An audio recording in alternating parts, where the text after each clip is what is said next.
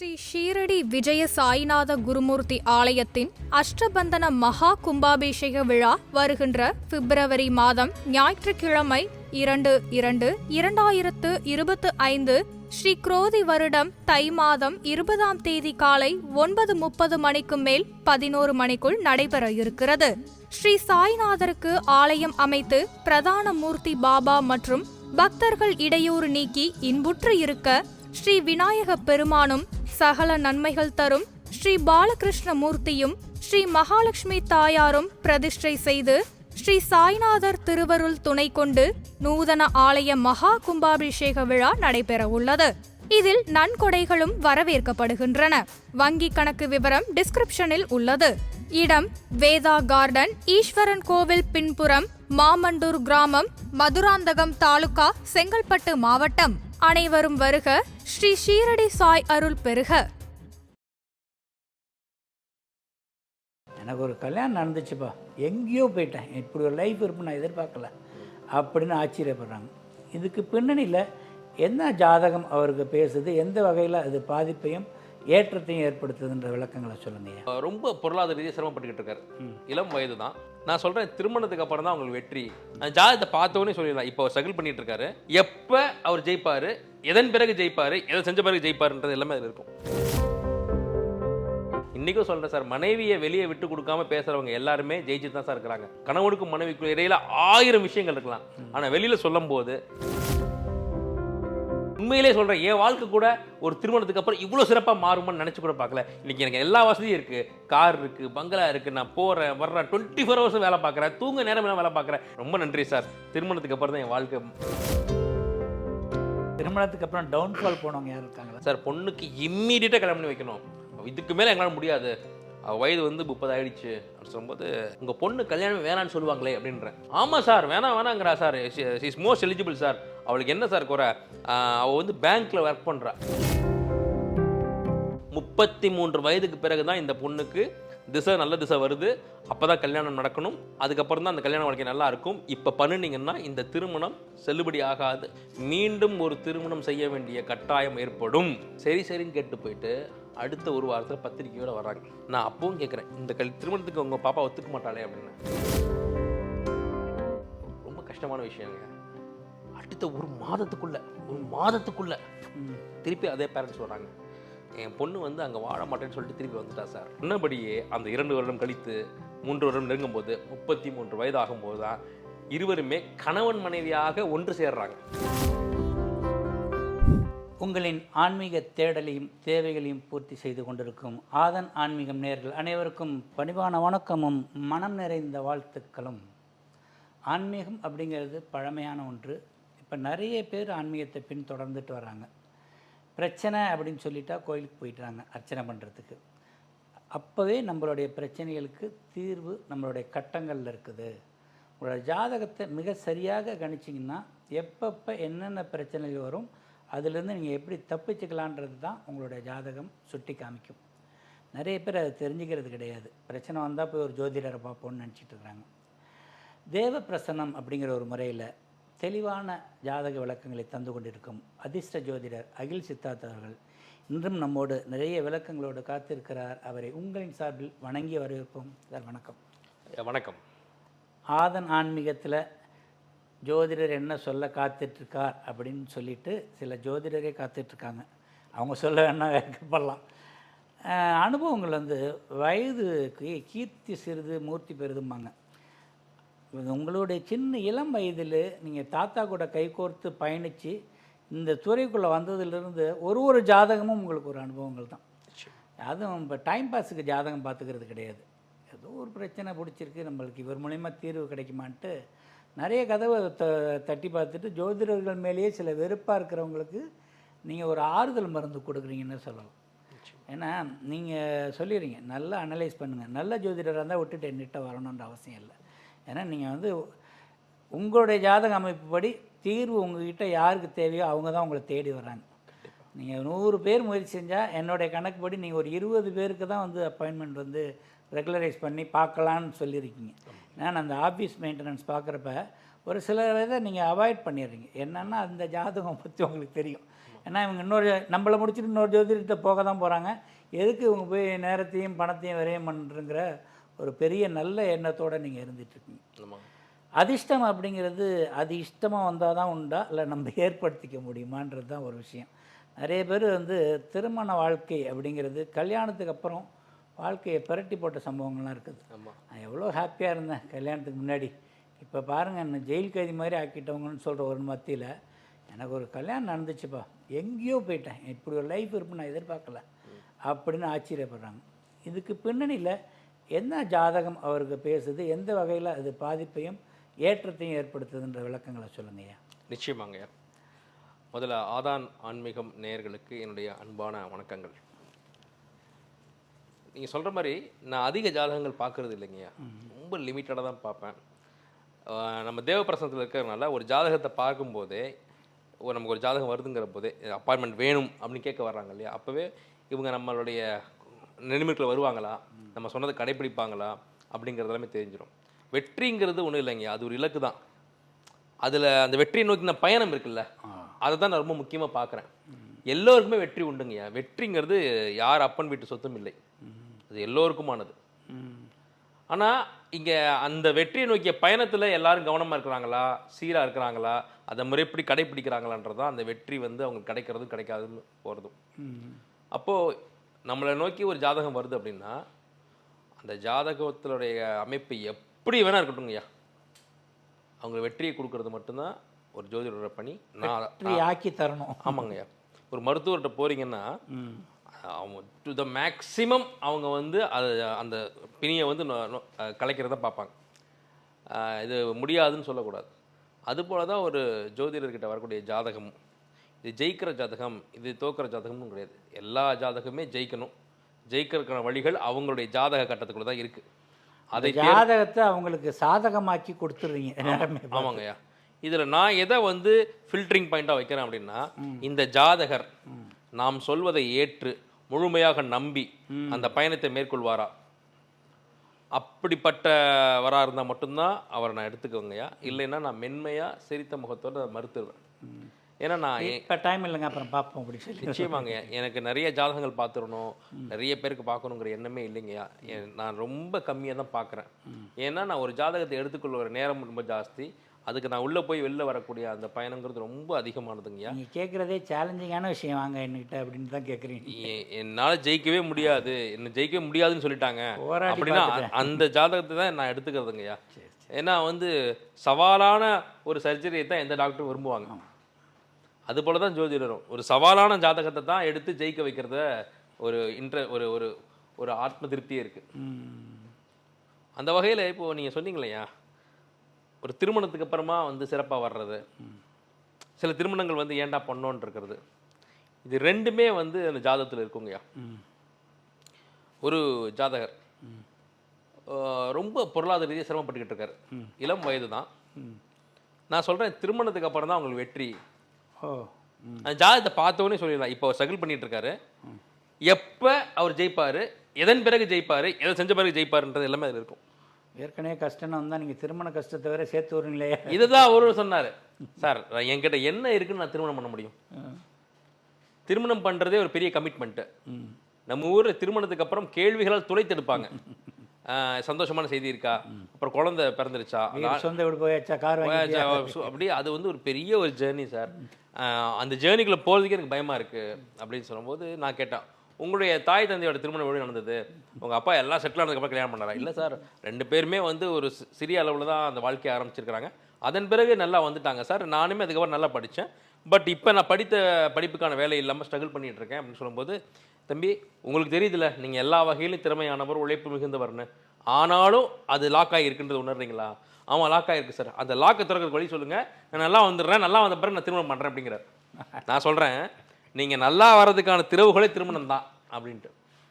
அப்போது அந்த ஜாதகத்தோட பரிகாரமே அதானோ? நிச்சயமா சார், ஒரு ஜாதகம் அந்த மகாலட்சுமி, அந்த மனைவிங்கிற மகாலட்சுமி உள்ளே வந்த பிறகு அவர் கிளிக் ஆகும் சார். அந்த ஜாதகம் மகாலட்சுமியாங்கிறது ஒரு ஜோதிடர் தான் பார்த்து சொல்லணும். நிச்சயமா நிச்சயமா சார். எல்லா பெண்ணுமே மகாலட்சுமி தான் சார். இல்லை பொருந்தணும்ல, நிச்சயமா. குறிப்பிட்ட ஜாதகருக்கு அந்த மனைவிங்கிற ஸ்தானம் வந்து இவர் கணவர்ன்ற அந்த ஸ்தானத்துக்கு போனதுக்கு அப்புறம் வெற்றி வரும் சார். அது மாதிரி நம்ம நிறைய பேரை சொல்லலாம். இன்னைக்கு தமிழ் சினிமாவுடைய இளம் தலைமுறையில் மிகப்பெரிய கோலோச்சி கொண்டிருக்கக்கூடிய சிவகார்த்திகேயனும் விஜய் சேதுபதியும் திருமணமாகி அவங்க குடும்பஸ்தானத்துக்கு அப்புறம் குழந்தை பிறந்ததுக்கு அப்புறம் தான் அவங்க சினிமாவுக்குள்ள வந்து வர்றாங்க. இன்னைக்கு எவ்வளோ பெரிய இடத்துல இருக்கிறாங்க. அவங்கள விட ஒரு லிவிங் எக்ஸாம்பிள் வேற என்ன சார் வேணும் உங்களுக்கு? அவங்களுக்கு கூட தெரியாது இதுதான் சீக்ரெட்ன்றது. நிச்சயமாங்க சார்.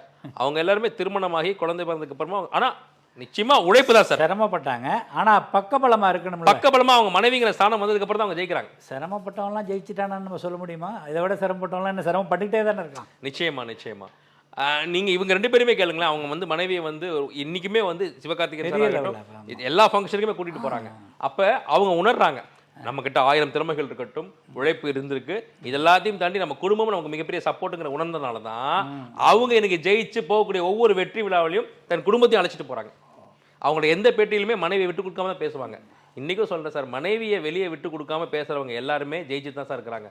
கணவனுக்கும் மனைவிக்கும் இடையில 1000 விஷயங்கள் இருக்கலாம், ஆனா வெளியில சொல்லும் போது என் மனைவி போல உண்டான்னு சொல்லுங்க, என்றைக்காவது ஒரு நாள் அது அவங்க காதுக்கு போகும். உண்மையிலே உங்க மனைவியால் நீங்க சிரமப்பட்டு இருந்தா கூட அந்த க்ஷணத்துல இருந்து உங்க மனைவியே உங்களுக்கு ஒரு சிறந்த அமைப்பா மாறிடுவாங்க. நம்ம ஜாதகர் என்ன சொன்னார் அது சொல்லுங்க. திருமணத்துக்கு ஒத்துக்கல அவர்.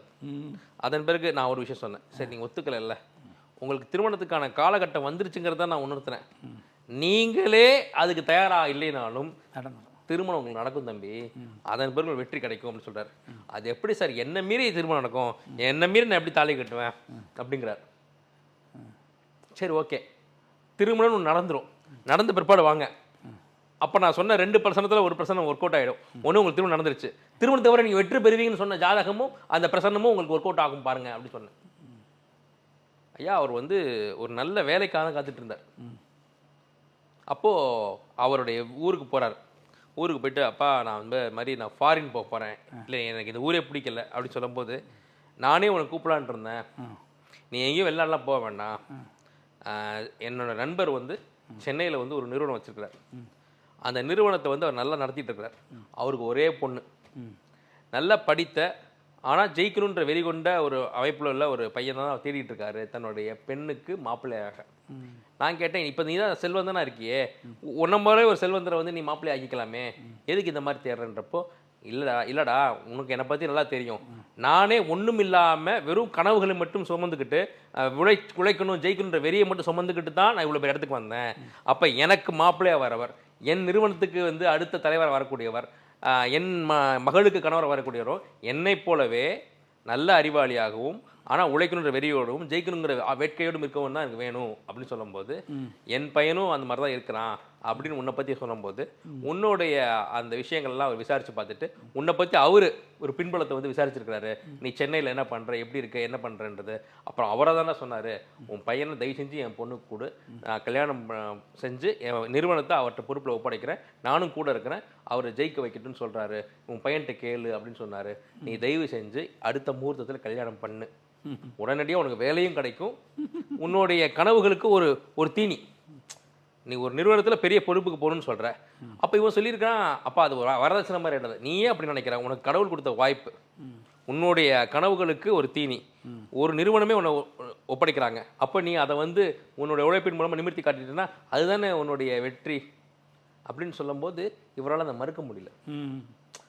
வேலையும் கிடைக்குது, மனைவியும் கிடைக்கிறாங்க, ஒரு பெரிய முதலாளி வந்து தன்னுடைய திறமைக்கு நம்பிக்கை, தன் திறமை மீது நம்பிக்கை வைத்து கொடுக்குறார்.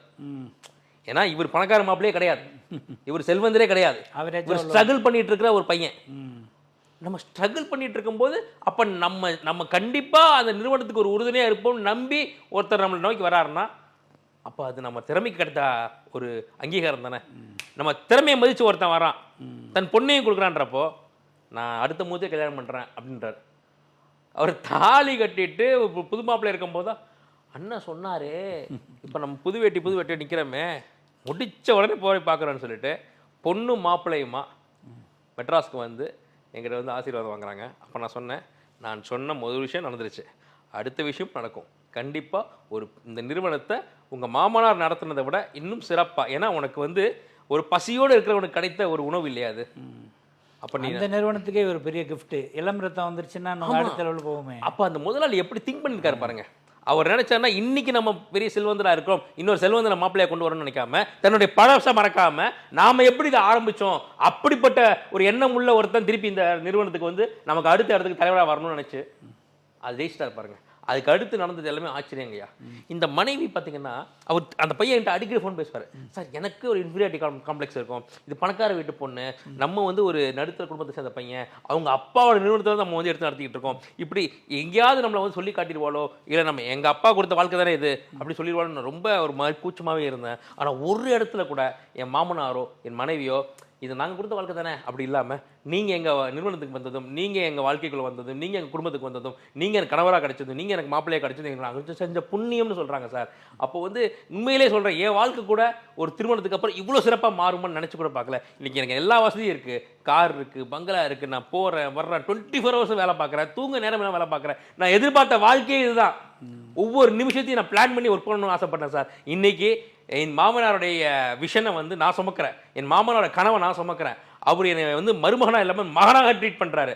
இன்றைக்கி சொல்லப்போனால் ஆரம்பத்தில் என் கூட இருந்தார், இப்போ மொத்த பொறுப்பே அவர் விட்டுட்டு என்னுடைய குழந்தைகள் வந்து ஒரு தாத்தா ஸ்தானத்துலேருந்து வளர்த்துட்டு இருக்காரு சார். அவர் ஜாலியாக என்ஜாய் பண்ணிட்டு இருக்காரு, என்னை எல்லா இடத்துலையும் பெருமையாக சொல்கிறாரு. எனக்கு இன்னொரு தந்தை கிடைத்த மாதிரி உணர்வு.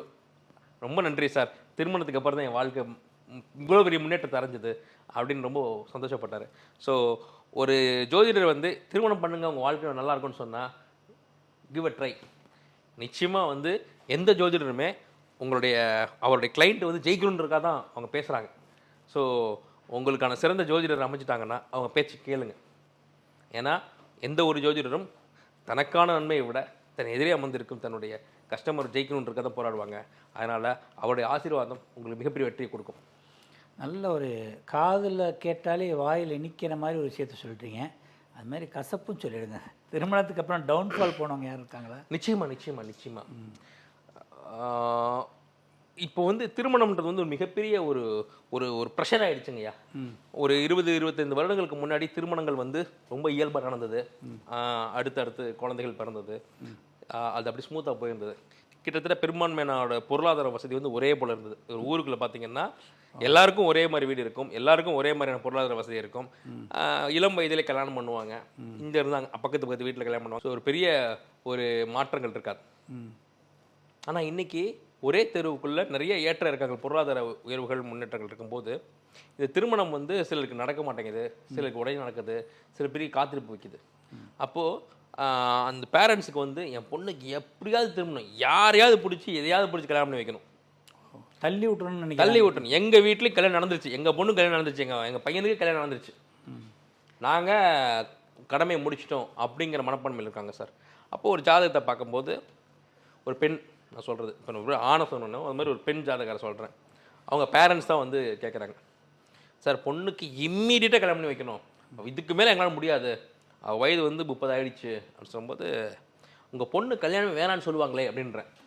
ஆமாம் சார், வேணாங்கிறா sir, is most eligible sir, அவளுக்கு என்ன சார் குறை, அவள் வந்து பேங்க்கில் ஒர்க் பண்ணுறா, ஐபிபிஎஸ்னு ஒரு நிறுவனம் இருக்குது, அந்த நிறுவனம் தான் வந்து இந்தியா முழுக்க அரசு வங்கிகளில் வந்து நியமனம் பண்ணும். அந்த பரீட்சையை பாஸ் பண்ணி ஒரு பேங்க்கில் வேலை பார்த்துட்ருக்கா, பேங்க்கில் வேலை பார்க்குறா, சம்பாதிக்கிறா. அவ்வளோ போலவே பேங்க் மேனேஜர்ஸ்லாம் வந்து பொண்ணுக்கிட்டு வர்றாங்க, எல்லாமே கூடி வந்தாலும் அவள் வேணாங்கிறா. சார் என்னம்மா அவனுக்கு பிரச்சனை அப்படின்னா, இல்லை எனக்கு கல்யாணம் பண்ணுற மனநிலை இல்லைன்றா. இது வந்து ஒரு பெண்ணுடைய பெற்றோரை நாங்கள் எப்படி சார் ஏற்றுக்க முடியும்? எல்லாரும் வந்து எப்படி கேட்குறாங்கன்னா, ஊர் கேட்குற கேள்விக்கு பதில் இல்லை. ஆமாம், இப்போ என் பொண்ணு வந்து ஒரு திருமணத்துக்காக மட்டுமே காத்திருக்கிற ஒரு பெண்ணாக இருந்தால் கூட பரவாயில்ல, அவள் ஒரு வேலைக்கு போகிறா, ஒரு அரசு வங்கியில் வேலை பார்க்குறா, நல்ல கை நிறைய சம்பாதிக்கிறான்றப்போ எல்லாரும் என்ன கேட்குறாங்கன்னா, நீங்கள் உங்கள் பொண்ணோட சம்பாதியத்தை வந்து விட்டு கொடுத்துடக்கூடாதுக்கா உங்கள் பொண்ணை கல்யாணம் பண்ண வச்சிருக்கீங்களான்னு கேட்குறாங்க சார். அந்த சேலரி என்ஜாய் பண்ணுறக்கா. இதெல்லாம் வந்து நாங்கள்லாம் அவ்வளோ இதுவாக இல்லை சார், நாங்கள் ரொம்ப மனசு கஷ்டமாக இருக்குன்னு சொல்லும்போது என்ன சொன்னேன், இங்கே பாருங்கள் உங்கள் பொண்ணுடைய ஜாதகம் தான் உங்கள் பொண்ணுக்கு இந்த எண்ணம் வராமல் இருக்குது, கல்யாணம் பண்ணுறக்கூடிய மைண்ட் செட் வராமல் இருக்குது. நீங்கள் வந்து அவள் மனசை நீங்கள் புரிஞ்சிக்க மாட்டேங்கிறீங்க, அவளுக்கு கட்டம்னு ஒன்று இருக்குன்றத தெரிஞ்சுக்க மாட்டேங்கிறீங்க, அவள் எல்லாத்துக்கும் ரெடியாக இருக்கா, தள்ளி விட்டுலான்னு தான் இருக்கிறீங்க. இல்லை உங்களுடைய அந்த சொசைட்டியல் ப்ரெஷர், அந்த சமூகம் தரக்கூடிய அழுத்தத்தின் காரணமாக எப்படியாவது யாருக்காவது கல்யாணம் செஞ்சு வச்சிடணுன்ற முடிவில் இருக்கிறீங்க.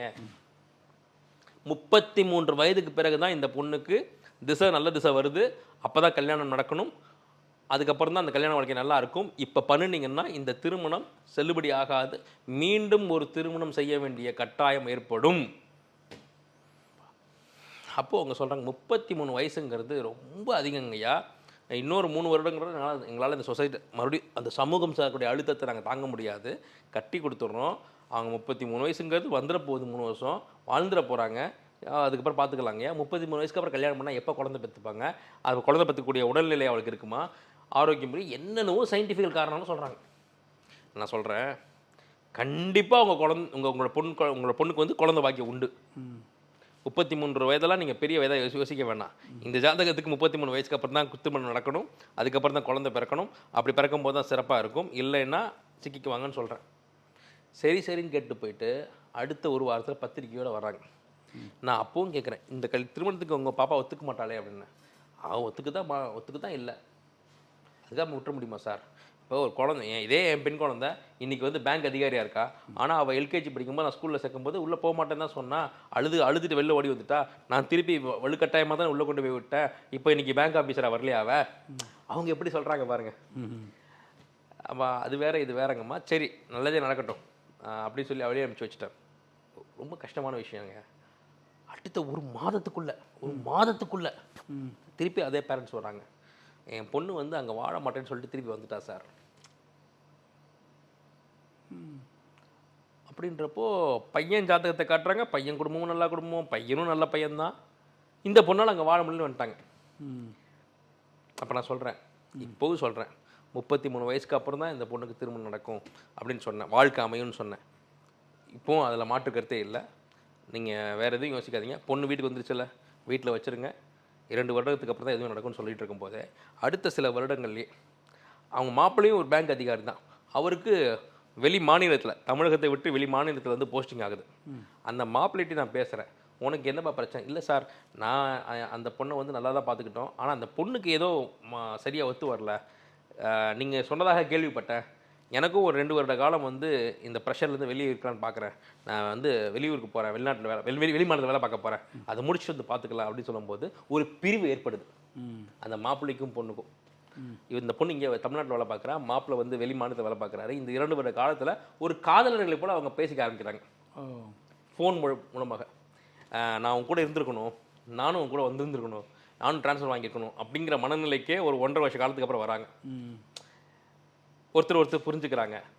அப்போ பக்கத்தில் இருக்கும்போது 1 மாதத்தில் ஓடி வந்த பொண்ணு எப்படா அவர் திருப்பி தமிழ்நாட்டுக்கு வருவார், எப்படா நம்ம திருப்பி சேர போகிறோம், இல்லை நான் உங்கள் இடத்துக்கு வரட்டுமான்ற அந்த மனநிலைக்கு இந்த 1.5 வருட கால பேச்சில் வந்து உருவாகுது மனம். சொன்னபடியே அந்த 2 வருடம் கழித்து 3 வருடம் நெருங்கும் போது 33 வயது ஆகும்போது தான் இருவருமே கணவன் மனைவியாக ஒன்று சேர்றாங்க. பரவாயில்ல, அதே மேரேஜுங்கிறது பெரிய விஷயம் தானே. ஏன்னா இப்போ டைவர்ஸ்னால் எப்படி பண்ணுவீங்க? ஒன்று அவர் டார்ச்சர் பண்ணியிருக்கணும், இல்லை அவங்க குடும்பத்தை டார்ச்சர் பண்ணியிருக்கணும், இல்லை இவளுக்கு ஏதாவது நல்லது. அவங்க எல்லாருமே அன்பாக தானே இருக்கிறாங்க. இவங்களும் அந்த டைவர்ஸ்ன்றதை நோக்கி போக முடியல. சரி, வேற பொண்ணை பார்த்து உங்கள் மாப்பிள்ளை கல்யாணம் பண்ணி வைங்கன்ற அளவுக்கு இவங்க போயிட்டாங்க. அவர் வேணாங்க, அவர் ஏங்க நானும் என் மனைவி பேசிட்டு தான் இருக்கோம், நாங்கள் பிரிஞ்சு தான் இருக்கோம் அப்படின்னு சொல்லி அவங்க ஸ்டாப் பண்ணுறாரு அவர். இது எவ்வளோ பெரிய சிக்கலாக இருக்குது பாருங்கள். அதுதான் நான் குறிப்பிட்டு சொன்னேன், 33க்கு அப்புறம் தாங்க உங்கள் இன்னும் ஓப்பனாக சொல்லணும்னா உங்கள் 33க்கு அப்புறம் தான் உங்கள் பொண்ணு வந்து இன்னொருத்தருக்கு மனைவியான்ற சாணத்துக்கே போவாங்க. உண்மையாக தான், டு பி ஃப்ராங்க். அதன் பிறகு இருவரும் வந்து ஒன்று சேர்ந்து 33 வயதுக்கு இந்த பொண்ணுக்கு ஆனதுக்கு அப்புறமா தான், அந்த பையனுக்கு 35 வயசு ஆனதுக்கு அப்புறம் தான் 2 பேரும் கணவன் மனைவி ஸ்தானத்துக்கு வந்து அதுக்கப்புறமா அவங்களுக்கு குழந்தை பிறந்து இப்போ ரொம்ப சந்தோஷமாக இருக்காங்க. அப்போது நீங்கள் வந்து இந்த சமூக அழுத்தத்தை வந்து மைண்டில் வச்சு உங்கள் குழந்தைகளோட வாழ்க்கையை நீங்கள் கெடுத்து விடாதீர்கள். இன்று நிறைய வந்து டைவர்ஸ் வர்றதுக்கு காரணமே வயசாகிடுச்சு கல்யாணம் பண்ணணும். கல்யாணம் பண்ணுறது இருக்கட்டும், கல்யாணம் என்பது 1000 காலத்து பயிர். அதுக்கு நீங்கள் எந்த அளவுக்கு கவனமாக செயல்படணும். எல்லோருக்கும் எல்லாமும் எல்லா காலகட்டத்திலையும் ஒரே மாதிரி அமைஞ்சிடாதுங்க. ஒருத்தருக்கு சீக்கிரம் கல்யாணம் ஆகும், ஒருத்தருக்கு லேட்டாக கல்யாணம் ஆகும், ஒருத்தருக்கு சீக்கிரமாக வந்து வேலை கிடைக்கும், ஒருத்தருக்கு லேட்டாக வேலை கிடைக்கும், இந்த டயத்தில் நடக்கும். நீங்கள் வந்து ஒரே கோட்டில் பயணிக்க முடியாதுங்க. ஒவ்வொரு ஜாதகமும் தனித்துவம் வாய்ந்தது. அவரவருக்கான நேரத்தில் தான் அந்தந்த விஷயங்கள் நடக்கும் என்பதை நீங்கள் உணர்ந்து கொள்ள வேண்டும். கட்டத்தை மீறி நீங்கள் நகரவே முடியாது. கிரகங்களின் கட்டுப்பாட்டுல நம்ம எல்லாருமே வர்றோம். இதை புரிஞ்சுக்கிட்டா உங்கள் குழந்தைகளுக்கு ஒரு முக்கியமான முடிவு எடுக்கும்போது உங்களுக்கு ரொம்ப பரிச்சயமான, உங்களுக்கு பிடித்த, உங்களுக்கு எல்லாம் ஒத்து போகக்கூடிய ஜோதிடத்தை கொடுத்து நீங்கள் அவருடைய வழிமுறைகளை கடைப்பிடித்து ஜெயித்து விடுங்கள். வீட்டில் ஒருத்தருக்கு அப்படிங்கிற விஷயம் வந்து கண்டிப்பாக தேவைப்படும். எப்படியா இருந்தாலும் திருமணம் அப்படிங்கிறத கடமையை கழிக்கிறதுல கடமையை செய்கிறது மிகச்சரியான வழி நடத்தி கொண்டு போனால் அந்த சப்போர்ட்டிங் டாக்குமெண்ட் சொல்லுவாங்க. அந்த புருஷனுக்கு மனைவியோட ஜாதகம் வந்து சப்போர்ட்டிங்காக இருக்கிறப்ப எவ்வளோ பெரிய வாழ்க்கை ஒருத்தருக்கு மாறி இருக்குது. இந்த பொண்ணோட வாழ்க்கை ஒரு சரியான நபர்கிட்ட போனதுனால அவங்க மனமுறிவு இல்லாமல் அதுவே ஒரு பரிகாரமாக, ஒரு ப்ரமோஷனோட கொடுத்த ட்ரான்ஸ்ஃபர் வந்து ஒரு பரிகாரமாக மாறிடுச்சு அவங்களுக்கு. எவ்வளோ பெரிய மிராக்கிள்ஸ் நடக்குது பாருங்கள். இதை வந்து இந்த பாயிண்ட் ஆஃப் வியூலேருந்து பார்க்கும்பொழுது தான் அதனுடைய சரித்தன்மை நம்மளுக்கு தெரியும். சாதாரணமாக எடுத்துக்கிட்டால் பொண்ணு மேலே ஏதோ தப்பு இருக்கு போல இருக்குது, அது ஏதோ உடம்புல குறை இருக்கு போல இருக்குது, அது வந்துடுச்சு. அதுவும் அந்த பையன் அந்த ஒரு மாதத்தில் அனலைஸ் பண்ணியிருக்கான் பாருங்க. இந்த மாதிரி ஒரு பிள்ளை அவளுக்கு செட் ஆகலை. அதான் அதுதான் ஜாதகம் பேசுது உங்களுக்கு. இது வந்து தப்பான மேரேஜ் இல்லை, சீக்கிரம் நடந்த மேரேஜ். அந்த காலகட்டங்களும் மனசு மாறுது, நிச்சயமா உடல் ஒத்துழைக்குது, கரெக்டாக ட்ராவல். ஒன்று காலம் மாறும், காட்சிகள் மாறும். இங்கே பொறுமையும் சகிப்புத்தன்மையும் ஒரு வெயிட் பண்ணுறது தான் வந்து முக்கியமான வெற்றியை கொடுக்கும். நான் இன்னொன்று சேர்த்துக்கிறேன், பொறுமை சகிப்புத்தன்மை சரியான ஜோதிடரின் ஆலோசனை, அது இருக்கிறப்ப வாழ்க்கை ஜெயிக்கும். நிச்சயமா நிச்சயமா. பார்க்க பாக்கியம் கிடைச்சவங்களுக்கு ஒரு நல்ல ஒரு மெசேஜ் சொல்லியிருக்கீங்க. சிறந்த விளக்கத்துக்கு நன்றிங்கய்யா. நன்றிங்க நேர்களே. இதே போன்ற பயனுள்ள விளக்கங்கள் உங்களுக்காக காத்துட்ருக்குது. உங்களுடைய ஜாதகம் பார்க்கணுங்கிற ஆர்வம் வேண்டாம், இந்த விஷயங்களை கேட்டுக்குங்க. ஏன்னா ஐயா முன்னாடியே சொல்லிட்டாங்க, நான் எல்லா ஜாதகமும் எடுத்து நிறைய ஜாதகங்கள் பார்க்குன்றதில்ல, எடுத்துக்கிறவங்கள என்னுடைய ஜாதகராக மாற்றி அவங்கள வழி நடத்தணுங்கிறதுனால ரொம்ப லிமிட்டட் ஜாதகம் தான் பார்த்துட்ருக்குன்றது. தொடர்ந்து பயணிங்க, பயனுள்ள பல விளக்கங்கள் உங்களுக்காக காத்துட்ருக்கு. இதே போன்ற பயனுள்ள நிகழ்ச்சியில் மீண்டும் சந்திப்போம். அதுவரை நன்றி, வணக்கம். அதிர்ஷ்ட ஜோதிடர் அகில் சித்தார்த் அவர்களிடம் ஜோதிட ஆலோசனை பெற வேண்டுமா? 9566626742 என்ற எண்ணிற்கு உங்கள் பெயர் மற்றும் தாங்கள் இப்பொழுது வசிக்கும் ஊர் இந்த இரண்டையும் டைப் செய்து அனுப்பவும். உங்களுக்கு வாட்ஸ்அப் மூலம் மட்டுமே உங்களுக்கான பதிவு மற்றும் ஆலோசனை பற்றிய விவரங்கள் அனுப்பப்படும்.